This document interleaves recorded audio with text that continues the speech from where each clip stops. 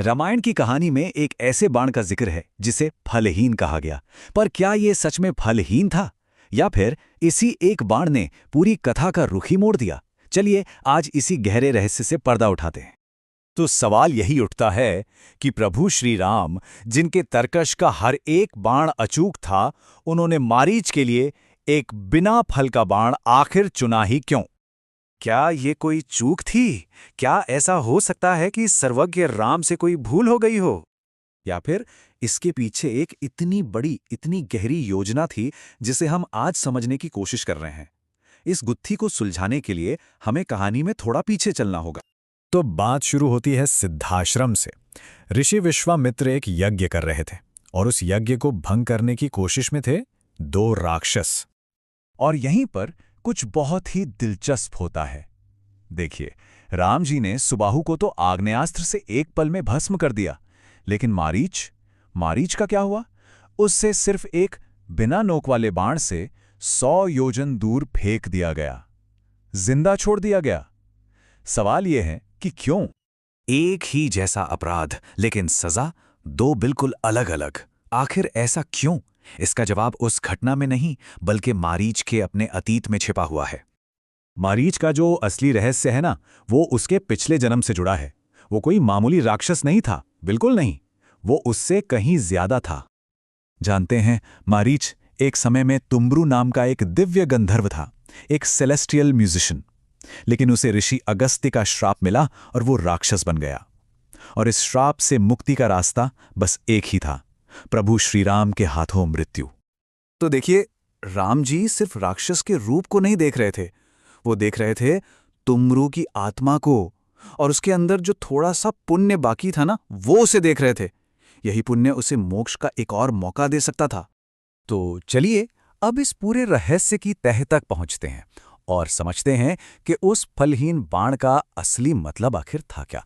बिना फल का बाण, या जिसे बिनु फर बाण भी कहते हैं, इसका मतलब ये नहीं था कि वो बाण बेकार था। नहीं, इसका सीधा सा मतलब था बिना नोक वाला बाण। ये एक ऐसा अस्त्र था जो मारने के लिए था ही नहीं, बल्कि जबरदस्त ताकत से किसी को बस दूर फेंकने के लिए बनाया गया था। तो असल में ये बाण एक मास्टर स्ट्रोक था। ये सिर्फ एक हथियार नहीं था। देखिए, ये भविष्य के लिए एक बहुत बड़ी रणनीति थी। ये करुणा का एक काम था, क्योंकि मारीच में पुण्य शेष था, और साथ ही ये मारीच के अहंकार पर एक ऐसा प्रहार था जो उसे सुधार का मौका दे रहा था। लेकिन कहानी यहीं पे खत्म नहीं होती, बल्कि यहीं से तो असली खेल शुरू होता है। मारीच का जिंदा रहना, यही वो सबसे जरूरी कड़ी थी जो आगे चलकर रावण के पतन का कारण बनने वाली थी।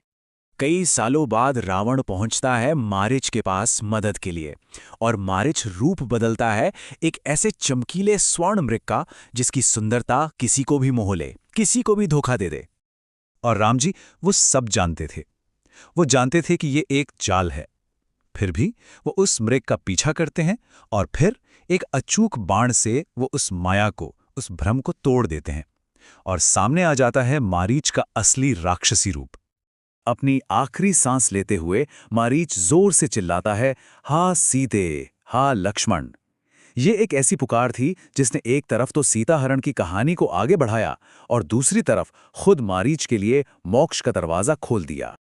अब आप पूरी कड़ी को जोड़कर देखिए। वो पहला फलहीन बाण, वो डोमिनो की पहली कड़ी थी। उसके कारण मारीच जिंदा बचा।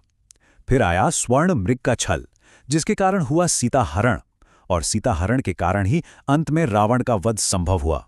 सब कुछ जुड़ा हुआ था। लेकिन ये कहानी सिर्फ घटनाओं का एक सिलसिला नहीं है। नहीं, ये हमें एक बहुत गहरे, एक परम सत्य की ओर ले जाती है। समझने वाली बात यह है कि राम जी का बाण किसी व्यक्ति को नहीं, अहंकार को मारता है। उनका लक्ष्य किसी का विनाश करना नहीं, बल्कि धर्म की स्थापना करना है। तो वो बाण फलहीन नहीं था। अरे, उसका फल तो बहुत बड़ा था। उसका फल था अधर्म का विनाश। तो अब सोचिए, राम जी ने मारीच को बिना फल का बाण नहीं मारा था। उन्होंने तो ऐसा बाण चलाया था जिसका फल पूरी दुनिया को मिला।